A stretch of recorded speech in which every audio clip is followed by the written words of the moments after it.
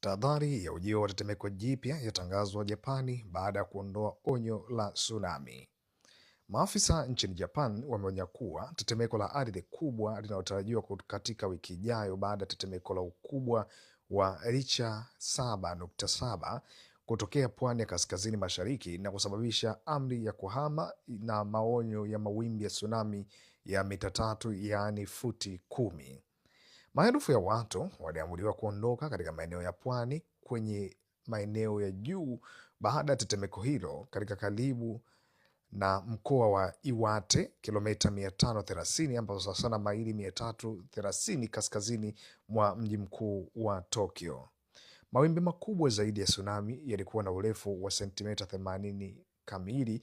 Onyo la ujio wa tsunami liliondolewa saa chache baada ya tetemeko hilo la Jumatatu, lakini shirika la hali ya hewa la Japani limeonya kwamba matetemeko yanayosababisha tetemeko kubwa zaidi yanaweza kutokea katika wiki ijayo na kusababisha mawimbi makubwa zaidi.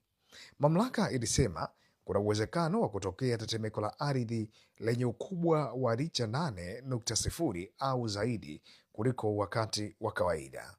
Japani ina kumbukumbu ya tetemeko kubwa la ardhi lililotokea mwaka 2011 lililosababisha tsunami iliyogharimu maisha ya takriban watu 18,000 na kusababisha kuyeyuka kwa kinu cha nyuklia cha Fukushima.